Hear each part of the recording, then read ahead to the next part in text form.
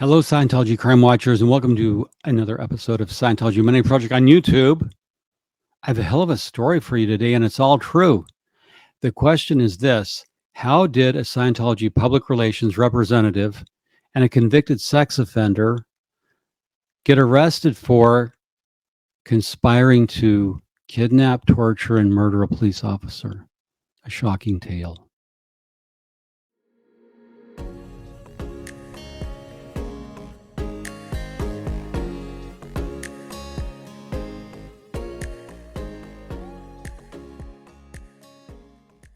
One of my long-held things I've always said is that there's a permissive attitude toward white-collar criminality in the Church of Scientology.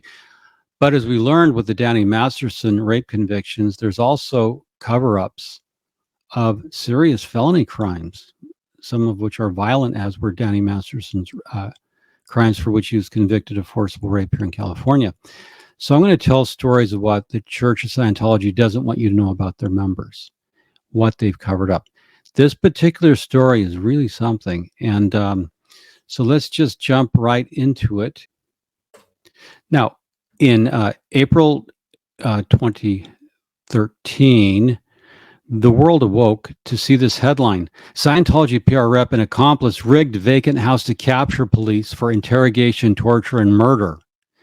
So the Scientology PR rep was Devon Campbell Newman, pictured to the right, the older lady. And her accomplice, now Devon was 67 at the time, and her accomplice was David Allen Brutsche, 6 felony convictions. He's pictured to the left, obviously. They were sovereign citizens. And what happened is they were talking about a plan to kidnap, torture, and kill a police officer. Las Vegas PD got wind of this, sent in undercover operatives, and recorded hundreds of hours of these people conspiring to do this nefarious deed. Question, though, why did the Church of Scientology not know what Devon Newman was up to? Or did they? Did they take it seriously? And if they knew about it, why didn't they go to the police? This was a murder we're talking about. It's raised a lot of concerns in my mind, but this was the headline. You can Google it. And when Devon was arrested, the first thing I immediately did was go to her LinkedIn page and take a screenshot. I can't urge you enough, Scientology crime watchers, take screenshots, compile evidence for an archive. Because the Church of Scientology does go online when something happens. They erase everything they can. So save stuff, even ahead of time. Save PDFs, save screenshots. This is Devon Newman's LinkedIn page, and you can see she was Director of Public Relations at Church of Scientology in Celebrity Center, Las Vegas. And that's a real thing. So when the media reported she was a Scientologist, and she had been reportedly a member of the Sioux organization in Los Angeles here at PAC Base, so she was arrested along with this fellow. And this is the actual document, the criminal complaint. And you can see that there's conspiracy to commit murder, conspiracy to commit kidnapping, and conspiracy. It's an attempt first-degree kidnapping with use of a deadly weapon. So they were going to use a deadly weapon to kidnap a police officer. That is, take a police officer at gunpoint, kidnap him or her, the police officer, and then kill them. After they first put them on trial as sovereign citizens. Bizarre plot. The recordings, the evidence were all there, and this is why the criminal complaint was issued, and David Allen Brutsche and Devon Campbell Newman were arrested and taken into custody. Now, there's a lot of reporting on this. I believe this is from an AP report. This gives you insight into Devon Newman's mind. Newman, 67, Las Vegas, was a bit nervous, according to a police report. She... let me read this. She asked at a meeting that was between undercover police officers and her accomplice. She asked if they could unplug the television because she thought the authorities could use it to listen to their conversations. That's part of the Scientology mindset, this paranoia. When you're inside, you wonder if the psychs, the police, whomever you're, SMERSH, as Hubbard said, you wonder if they can listen to you through your TV. Strange thing, but that was just noted. So, as I said, Las Vegas PD had undercover operatives. Now, this is Devon Newman after her arrest. You can see that she got the Danny Masterson treatment here, the chains around the waist, handcuffed.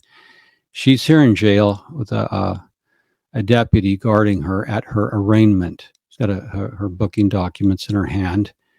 And look at that look. She's been caught. She has been caught and arrested. And the world knows about it. Her church knows about it. Her family knows about it. Now, her accomplice, who's a very sinister fellow, look at all the cops around him, and they are furious. The one officer is glaring at him because he's a would-be cop killer. Now, David Allen Brutsche, you can see his hands. He gets the Hannibal Lecter treatment where they put his hands in the red bag, so he cannot use his hands in any dangerous way to the police. Padded red bags, and he's surrounded by 4 officers. So this was a very serious matter, and they were taking it very seriously. That's why they had so much security around this would-be cop killer who's working with the Scientology PR rep. And just so you know, to make the story even more bizarre, David Allen Brutsche was a convicted sex offender. 1993, Santa Clara County, California. He was convicted of a lewd act with a child. So this is the type of individual with whom we're dealing. Registered sex offender back in 1993. He has to register for life as a sex offender, and this is his most recent registration. He's a little bit older now, but this is who Scientologist Devon Newman was dealing with, a convicted sex offender who wanted to kill a cop. This is all very deranged, but true. Now, Danny Masterson joins the ranks of David Allen Brutsche as a convicted sex offender. And I just wanted to add that in there. So he's going to be, when he gets out of prison, when he's 75 or whatever age, he serves all 30, he'll have to register for the rest of his life as a convicted sex offender, and he will appear on a registry like this. And he will have been, that's his future after he gets out of jail in 30 years. So, now, this was from coverage from LAist, a magazine here in LA, which is a great online magazine to read. What is interesting, if you read the second paragraph, we read, according to NBC4, Brewster was convicted in 1993 of molesting a child and in 2001 of indecent exposure. Both incidents happened in Santa Clara County in Northern California. Additionally, in 2009, Brewster was arrested after a 6-hour standoff that began when he would not come out of his trailer to be arrested for failing to register as a sex offender. So that's it. 2009, this guy will not register as a sex offender, so the SWAT team has to surround his trailer, and I want you to get a picture of that. This is a picture. It's not Brewster's trailer, but it's what I imagine he would live in, something like that, because you're dealing with this kind of horrific individual. So I just want to give you a visual. He's in a trailer, probably something like this. Got the lazy boy out front so he can smoke his crack pipe, little pool he can take a bath in because the plumbing in the single wide doesn't work. So they have to surround him in 2009. 6-hour standoff with the police. Why is a Scientologist hanging around with someone like this who wants to kill a cop and they got to pull him out of a trailer because he won't register as a sex offender? This boggles the imagination, but it's true. And that's the thing about Scientology. It can be so surreal. You don't want to believe some of the things, but they're really true. Scientology is really deranged and has a lot of deranged people in and around it. So, in the meantime, Devon Newman would be cop killer, and because she was arrested and charged with it, she is putting on seminars, and this is an archived webpage from Actors Connect. She is putting on a seminar at the Las Vegas Celebrity Center. You can see her name there, the event admin, Devon Newman. How to make it in the entertainment industry seminar. That's her seminar she's putting on. And her fellow Scientologist actress Marisol Nichols showed up with her, along with director and cinematographer Tyrone Lexton. So while Devon is conspiring to kidnap, torture, and kill a police officer. She's putting on seminars at the Las Vegas Celebrity Center about how to make it in the entertainment industry. How this is just bizarre, ladies and gentlemen. But there's the evidence. There's Devon. She's the confirmed guest. There were seating, as you can see, for 299 people. So she was a confirmed guest. I guess Marisol Nichols made it out along with Tom Lexton and maybe some other people. But pre-registration, $65 at the door, $75. So this is what Devon Newman was doing as a PR. And that is just mind-blowing but true. So what happened? What's the outcome of the trial? Well, Devon Newman was held on $200,000 bail. David Allen Brutsche, $600,000 bail. The case never went to trial. What happened is there were some questions about what the police did. And there's also a suggestion that David Allen Brutsche became an informant. That was one of the things I heard. Don't know whether it's true. But the district attorney dropped the charges.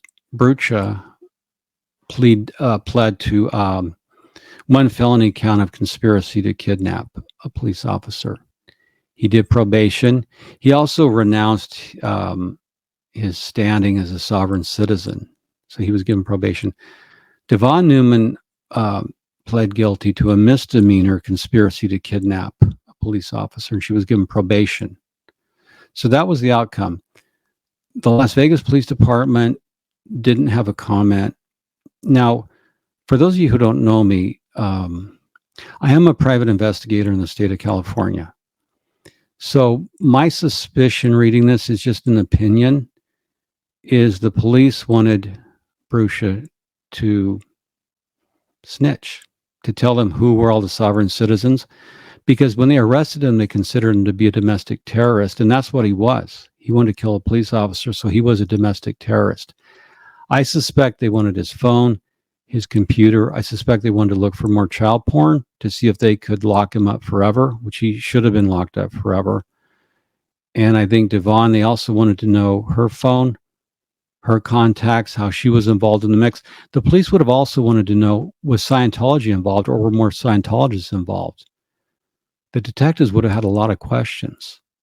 So the lenient sentences, to me, the probation, the lighter sentences suggested to me there were questions raised by the defense lawyers about, did the police act in any way that was improper? But it also suggests to me that more they wanted the information in the network.